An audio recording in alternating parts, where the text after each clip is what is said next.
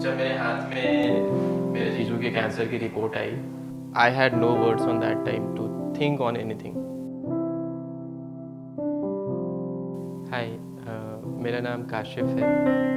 मैं रांची शहर का रहने वाला हूँ। At a very young age I lost my father, और उसके बाद आई फेल्ट के I don't have a guardian behind me to support, which was in 2015।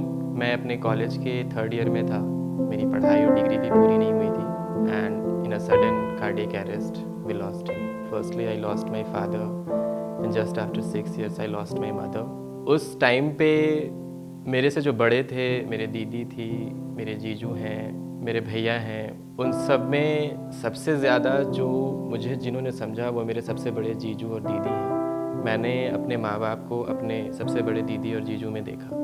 वो मेरे पापा का भी रोल निभाते हैं, वो मेरे गार्जियन का भी रोल निभाते हैं, वो मेरे एक फ्रेंड का भी रोल निभाते हैं। तो अक्सर मैं अपने शहर विज़िट करता हूँ छुट्टियों में, और ऐसे ही मैं जनवरी 2021 में भी गया था।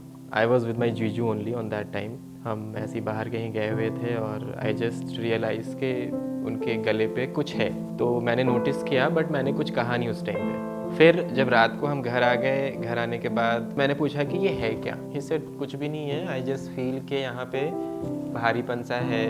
कभी कभी बोलना चाहता हूँ तेज़, तो मैं बोल नहीं पाता हूँ। तो मैंने कहा हमने इसका कोई चेकअप वगैरह कराया, तो उन्होंने कहा कि नहीं, कॉमन था।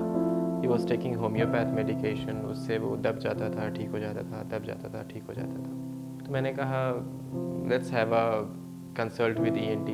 हमारे जो लोकल डॉक्टर रांची में है उनके पास गए, उन्होंने हमें यूएसजी स्कैन कहा।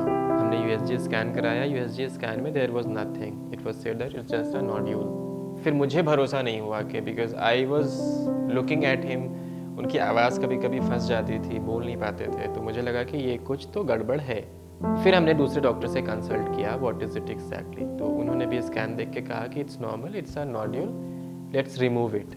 जब मेरे पास एफएनएसी की रिपोर्ट आई तो मैंने देखा, मुझे लगा कि हमें किसी सीनियर सर्जन से या फिर रांची से बाहर के किसी सर्जन से हमें एक बार एक एडवाइस लेना चाहिए। लकीली उस वक्त मैं नया नया हेक्सा में मैंने ज्वाइन किया था। उस वक्त हेक्सा स्टार्ट हुई थी। उस वक्त डॉक्टर अमन खन्ना हमारे को फाउंडर हैं, उनके साथ हमारी काफ़ी अच्छी बॉन्ड थी। तो मैंने वो रिपोर्ट उनके साथ शेयर की। उन्होंने रिपोर्ट देखा और रिपोर्ट देखने के बाद कहा कि if it's nothing, no worries, let's remove it. उन्होंने भी यही कहा। बट जब मैंने उनको एक्चुअल गांठ की पिक्चर शेयर की तो उन्होंने कहा कि नहीं, we need to have a FNAC दोबारा से। फिर मैं तीनों को लेकर मैं आ गया दिल्ली। यहाँ आते के साथ हमने first consultation doctor Rachna and doctor Manoj के साथ लिया, जो कि ईएनटी सर्जन है गुड़गांव में। शाम को मिलने के बाद उन्होंने हमें कहा कि if it's nothing, it seems nothing as per the reports, but still अगर हम इसे निकालेंगे तो निकाल करके इसको हिस्टोपैथ के लिए भेजेंगे। So we plan the surgery through Hexa. Surgery हो गई। Surgery was so good, it was totally normal, everything was good, success. हमने जो हिस्टोपैथोलॉजी के लिए जो नोड्यूल भेजा था, जो गांठ भेजी थी, उसकी रिपोर्ट आई तकरीबन 7 दिनों के बाद। मेरे व्हाट्सएप पे रिपोर्ट आई और मैंने रिपोर्ट जैसे ही देखा तो it was mention that it was a cancer. Being a youngest one, जब मुझे पता चला कि जीजू के साथ ये सिचुएशन है तो मैं डर गया था कि भाई अब क्या करें, कैसे करें, क्योंकि अगर वो नहीं निकालेंगे तो आगे प्रॉब्लम हो सकती है, उनकी आवाज़ को भी खतरा हो सकता है। मैं घर पे ऐसी चाय पे था, मैंने जीजू को बोला कि जीजू भाई कल चलना है हॉस्पिटल। तो जीजू ने पूछा क्यों? मैंने कहा आपको एडमिट करना पड़ेगा। मैंने कहा अच्छा। तो फिर जीजू कहने लगे कि बट क्यों? दीदी वॉज सरप्राइज्ड कि अचानक से क्यों एडमिट करना। मैंने कहा जो दूसरा वाला ग्लैंस है उसे भी हमें निकालना पड़ेगा। मैंने कुछ ऐसे ही समझा बुझा के उनको मना लिया।